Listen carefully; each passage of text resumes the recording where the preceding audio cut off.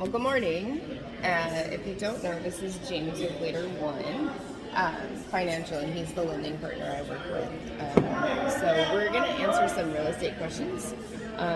Just some of them are real estate specific, and some of them are lending specific. So we decided to sit and do this at Fannie's in Marysville today to answer those questions. I'm at my laptop going, well, I have that answer. It's called a temporary buy down. So that's the solution. Well, yeah, there's a temporary buy down. Right, yeah. okay. Awesome. There's more information about it. Everybody's doing it now. Every lender is probably doing it right now. So because our interest rates are actually pretty high right now, right? Now. They are in the sevens. Yeah. What's the benefit of hosting an open house when my home is on the market?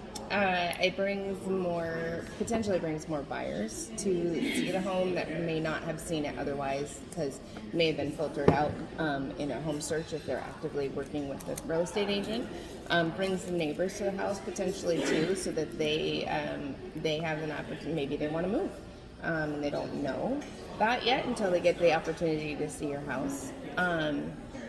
Other benefits are that buyers who didn't know that they were ready to buy, or not ready, but looking, maybe would be interested in purchasing a home that has an open house in it. What do you charge to do an open house or list a house or staging and advertising?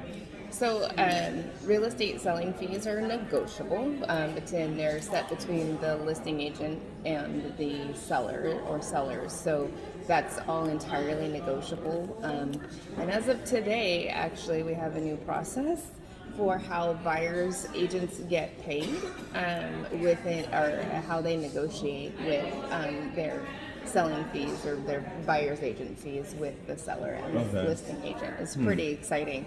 Because there's a big change happening. We can talk about that in a whole nother video. I think one of the other questions that went along with charge is what we call selling fees. Is, do we offer staging? Do we advertise? And yeah, we do. It just, every house has its own character, and the seller has their specific set of needs, and so not every house will need to be staged, and not every house will need a special set of advertising outside of what we do as real estate agents pretty typically. So it's a case by case. It really is. So I'm going to list, for example, excuse me, if I'm going to list a home that has acreage and is equestrian, I'm going to list it and advertise it in an equestrian market, a marketplace, magazine, those kinds of things, whereas I wouldn't do that for a house in a neighborhood. Okay. So how about with interest rates? How does that affect your buying budget? Well, it all depends.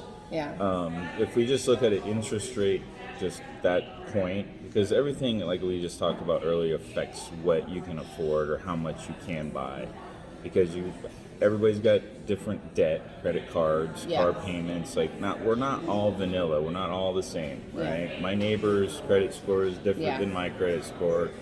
I have 2 kids living at home. He has none, right? Yeah. So there's going to be differences. So that's the things that we look at is we get your credit score, we get all the information, and then we structure the pre-approval to find out what that budget is. Because I can't tell you, if somebody says, I make X, I have X, what is my price point? You have to look at everything. I need to know more than that, because things come up, especially when we pull credit, where you find out you have a collections or you have a bill or something happened, right? Yeah. So yes, interest rates do affect what your budget is, but so do other things, right? Like you have 20 credit cards. Please no. So that's the things that we look at. But as rates go up, obviously, does that bring the budget the down? budget goes down. So if I was pre-approved for $550 last year, 6%. Right. Last year, you would have been. Now you're probably at $450 today. Okay, so that's dropped $100,000. It's significant. Okay. It's just that's an example of showing, just from last year to this year. Okay. So a lot of people that were waiting, sitting on the fence, as we say, is they were waiting for rates to drop. And we're now, it's as of today, they're telling me that they should have listened to me last year because they're like, man, or refis, same thing. It's everybody was in this thing, well, rates are going to drop lower, and now here we are where the Fed rate went from a quarter, and when they say near low, right? The Fed rate's now up at 4% now, today. So that's how far they've increased From their a quarter rate to 4%. It's about 4%. So what does that look like on the consumer side? We're at like 7.25%. Seven. Well, FHA's. And also, like, again, it depends. Like down payment assistance. Like I think there was a question about the bond loans and stuff like that. Yeah. We are subject to the Washington State Housing Finance Commission's interest rate. Okay. So if I look at an FHA rate on like an investor side on my end, and then we go to the commission's a little bit higher, and there's points involved too.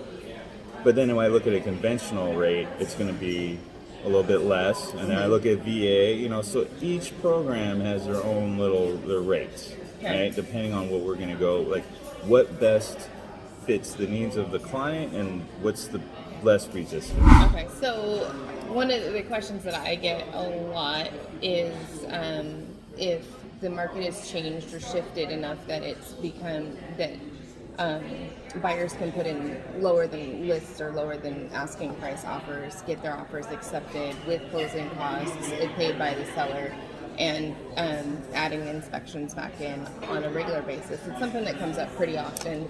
And I had an interesting stat come up the other day when I pulled some stats for not just Snohomish County, but for Kitsap County, Mason County, and Skagit County. All four of the counties still had all of their homes listed, sell at 100% of list price or better. So those stats would say no. That's not the norm. That's not what's happening right now. Our market hasn't shifted so much that we're in a market where we can put in extremely low offers, get all of our closing costs paid. I'm not saying that it doesn't happen or that it can't happen. I'm just saying that the overall the overall picture is still that homes are selling at their list price on the market. They're not selling for $100,000. Right. But they're still selling at list price. So that is all to say, expect to still pay list price at a minimum when putting in an offer on a home. Right. Because that's where they're selling. And asking for a list price isn't lowballing. But if asking for $50,000 under list price would be a low ball. Right. Particularly for a brand new listing. But ask for list price and a seller concession, or low ball, like $100,000 less than list price and seller concessions, paying for moving costs. That would be pretty much out of the picture. And every house, and that's the thing too, is that like you can't just say that doesn't work or it isn't going to happen, because every home, every buyer, every seller situation is different. There's no two situations that are the same. So do they? So would you still recommend, or because things have changed somewhat? They have changed, yeah. So back, say a year ago, people were waiving home inspections. Yeah. Would you still? Is that kind of where we're at now, or should people start getting those?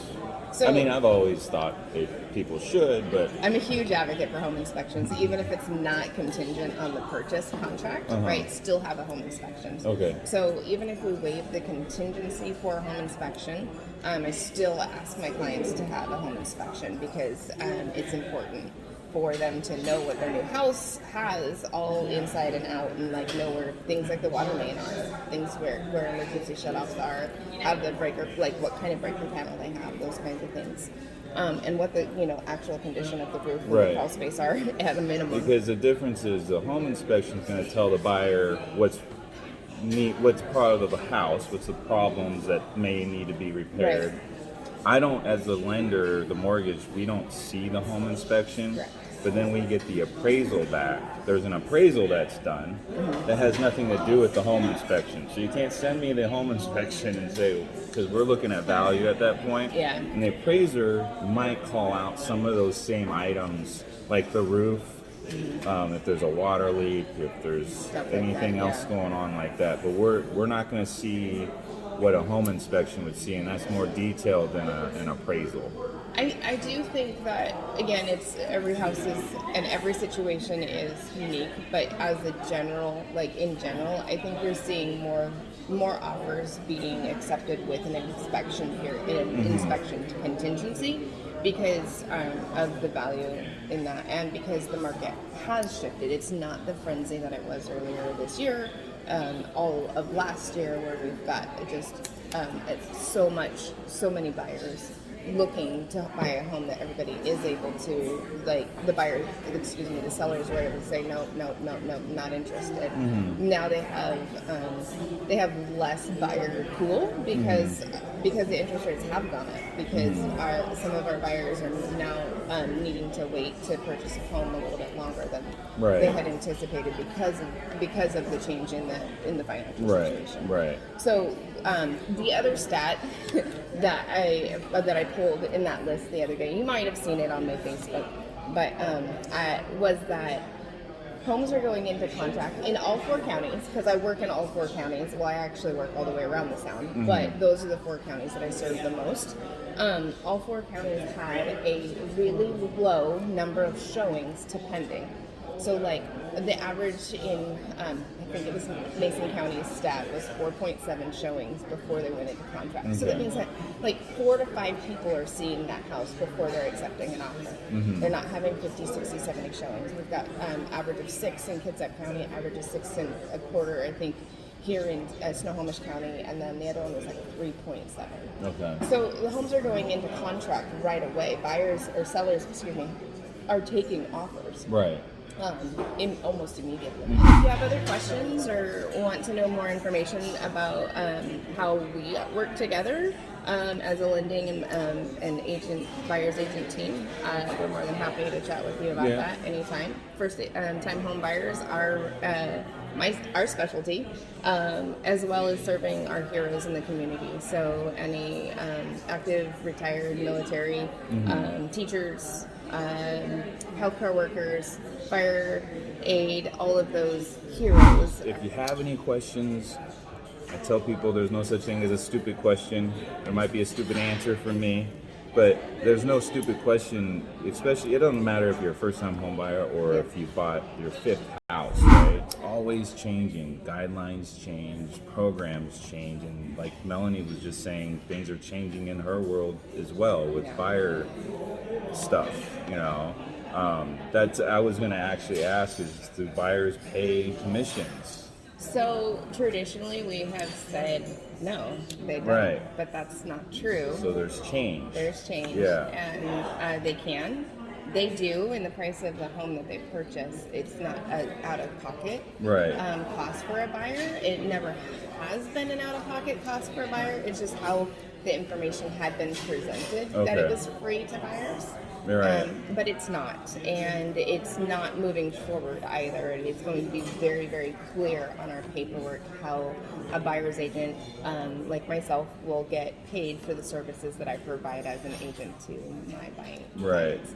So the thing that changed prior to that was we would never see the commissions part on a listing, but now we do. Everybody, you go on any website or any listing site, and you'll see commissions paid, and there's to the buyer's agent, right? You know what's not displayed is what the listing agent gets paid. Right. And that's actually not disclosed. Right. That's a whole right. other conversation. But we never saw that before. Right, until and that changed in 2019. Right. Actually, to get ahead of the game, to coincide with the change that happened in our forms and how we operate as agents going forward today. Right. So it was a precursor to the changes in our forms now. today. Mm-hmm. Right. See, so things are always changing in our industry. So like I said, there's no stupid questions, just, and I always say taking advice from your family members, and they went through this and all that. Well, that's great, but we do this every day. So if you have questions, reach out. I'm sure we're going to figure out a way to have our contact information put up. Figure it out. Because next time we'll go live. Yeah. So. Yeah. Like we're talking like we are anyway. we're talking like we normally talk to each other. Well, also true. Yeah. Awesome. All right. Thank you.